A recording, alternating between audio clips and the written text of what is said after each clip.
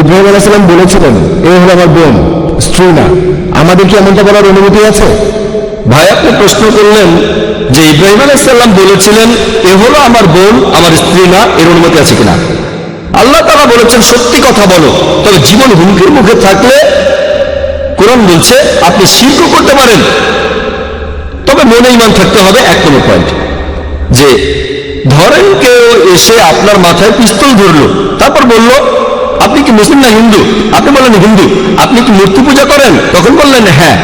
আল্লাহ অনুমতি দিয়েছেন সেই ধরনের ক্ষেত্রে যখন জীবন হুমকির মুখে এমনটা বলতে পারেন, তবে আপনার মনে ঈমান থাকতে হবে। তবে যখন বিপদ কেটে যাবে, এটা আবশ্যকীয় নয়।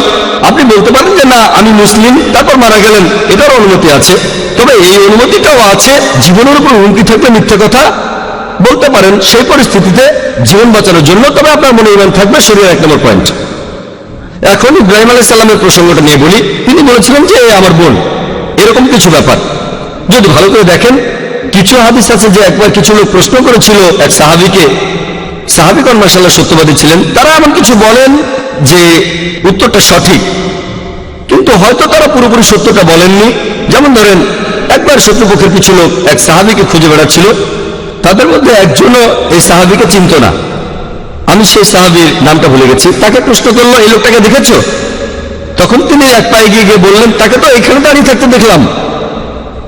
তার মানে উনি বলছেন যে লোকটা আমি। সত্যি কথাই বলেছেন, মিথ্যা বলেননি।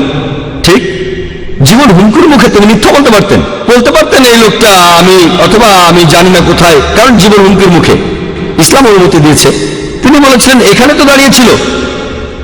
তিনি মিথ্যা কথা বলেননি, সত্যি কথা বলেছিলেন। এভাবে দেখলে, যেমন ধরেন আমি বললাম যে কোনো বোন প্রশ্ন করবেন, তখন আমার স্ত্রী মহিলাদের মধ্য থেকে প্রশ্ন করলো, তো সে আমার স্ত্রী, আমার ইসলামিক জাতীয়তার বোন। যদি দেখি একটা উম্মা হিসেবে, তবে সে আমার স্ত্রী, সম্পর্কে সে আমার স্ত্রী। তবে এটা সামগ্রিকভাবে বলা। এখানে কেউ হয়তো বলবে আসসালামু আলাইকুম ভাই ও বোনেরা, একজন বাদে লোকজন হাসবে। তাই যে প্রিয় ভাই ও বোনেরা একজন বাদে, এখানে আমি হলে এভাবে বলবো না যে একজন বাদে। আমার স্ত্রী হয়তো মহিলাদের আসনে বসে আছে, সেখানে একজন বাদে বলার প্রয়োজন নেই, সবাই বুঝে নেবে। তাই যখন বললাম কোনো বোন কি প্রশ্ন করবেন, ইসলামিক জাতীয়তায় বোনের কথা বলছি, এটা কোনো রক্তের সম্পর্কের বোন না। ঠিক একইভাবে আমি জানি না ইব্রাহিম আলাইহিস সালাম কেন বলেছিলেন। আর সত্যি কথা বলতে কোরআন পরিষ্কারভাবে বলছে ইব্রাহিম আলাইহিস সালাম ছিলেন সত্যবাদী নবী। অন্য নবীরা সত্যবাদী ছিলেন না এমন না। এখানে ইব্রাহিম আলাইহিস সালামের বিরুদ্ধে অভিযোগ, তিনি মিথ্যা বলেছিলেন।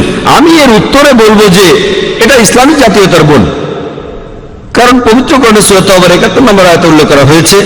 আল্লাহ বলেছেন ওয়াল মুমিনুনা ওয়াল মুমিনাত বাযুহুম আউলিয়া বায, যে মুমিন নর ও নারী তারা একে অন্যের সাহায্যকারী ও সমর্থক। তার মানে তারা একে অন্যের ভাই বা বোন। এভাবে দেখলে এখন ইব্রাহিম আলাইহিস সালাম কোন প্রসঙ্গে বলেছিলেন, এখন কোরআনের কথা বলছে।